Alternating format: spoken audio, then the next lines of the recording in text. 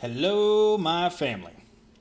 This video is enough chaos video on Easter and bunny eggs. I'm gonna give you a warning. If you are a Christian and if you've never heard the actual biblical view of the festival of Easter, this is probably going to be a little shocking to you. It might cause some confusion. It might cause some feelings of, wait, this doesn't make sense, or I was lied to. And I know that's what it felt like for me when I first stumbled upon this. It felt like I got betrayed by whenever I first came into the faith, and I feel like they should have told me different. I'm sorry if that's how you feel. I genuinely am. I'm sorry if you get this feeling after listening to this presentation. Congregation, the gentle have come. The soft-spoken, gentle teachers have come forward, and they were either ignored or pushed aside, and now there's a wave of the aggressive that are coming forward. That's part of me. And if my words, whenever I speak, if they sound like sandpaper, like ripping, it's because this is the next wave of people. It's the aggressive that are coming, and it is the rough that are coming. We're trying to bring you the message of God. We're trying to bring you the truth of the Bible. So what I want you to do is, first we're going to do, just give me a little bit of rope, and trust me, we're going to have some fun swinging on it. Go get you a pen and a piece of paper. Stop the video. Pause. Call a timeout. Go get you a piece of paper and a pen. Go right now. So theoretically, we have our piece of paper and our pen. And now I want you to write down everything you know about the festival of Easter, the celebration of Easter. What colors signify Easter? What animal signifies Easter? What ceremonies signify Easter? What children's activities signify Easter? What scriptures signify or talk about Easter? Who all celebrates Easter? Go ahead and stop the video. Just stop the video right here until you have all this written down. I want you to look at your list. Most modern churches will tell you that Easter is the celebration of resurrection, the resurrection of Christ. What does a bunny have to do with it? See, you've got a problem, and the bunny is not it is not resurrection. That is not a representation of resurrection. That is a representation of new life, not resurrected life. The next question is, why do we take eggs, go hide them in the bushes, and let our children have an Easter egg hunt trying to find the eggs? All right? It's called an Easter egg hunt. All kinds of fun. I grew up doing it every single year. Let my kids do it. Why do we do that? What does that ceremony signify? These are the two main accolades, right? These are the two main things. If I took the Cadbury chocolate bunnies, I took actual bunnies, I took the Easter egg hunt, if I took all that out of Easter, what would you have left? What would you really have left? Family, I'm asking you, how does this relate to resurrection? I'm going to tell you. I'm just going to lay it out to you. I'm going to give you the punchline before the joke. This is not our festival. This is a pagan goddess named Esther. Ester. This is a pagan goddess's festival. She's a fertility goddess. She was also pronounced, and please forgive me for mispronouncing these words. I promise there's some American literature history person that's going to be like, well, it's actually pronounced this way. And you're right. I'm sorry I didn't pronounce it right. But Iastore,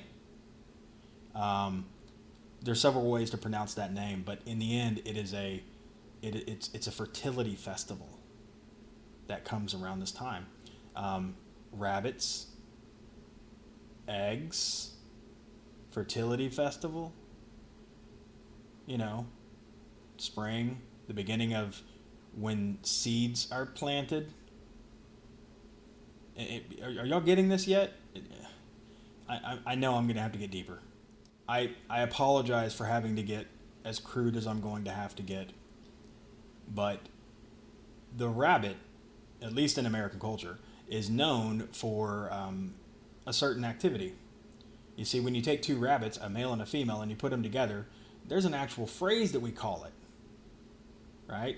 Of how often they have intercourse and reproduce. There's a phrase. It's a common phrase. I'm not going to say it. That's not my job in this world. But any person with any kind of intelligence, you know the phrase I'm talking about. Okay, so when I think of rabbits, I don't think of resurrection. I think of fertility. You know what I mean? All right, people. Now we've hidden a bunch of eggs in the bushes. Go find them. Are you getting this? Do you understand that? I'm not making it clear, am I? Let's look at the Easter egg hunt. Eggs hidden in bushes. Now go find them. Little things get to scurry to go find the eggs. I mean, it's a fertility festival.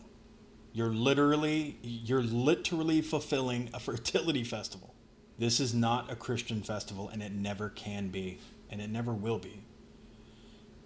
Church family, I've had pagan friends, and the minute we bring up the word Easter, they smile. And I smile back and I say, oh, don't worry, I know exactly what you're smiling about. Family, the pagans are laughing at you. That is their festival. That is a pagan festival for fertility that you're literally taking part in. Because in the end, we don't know how to celebrate the resurrection. So we've taken an Anglo-Saxon pagan festival and we've turned it into a Christian thing, kind of, but even right now it still doesn't make any sense. A rabbit does not equal resurrection. A rabbit equals new life. It equals new, like brand new. Not like the Holy Spirit burnt off the old new life, right? You're walking in a new life. No. This is brand new life. The festival doesn't even convert over because you don't know how to properly celebrate resurrection. Easter is not our festival. As Christians, it is not our festival. After this video, you will know the truth.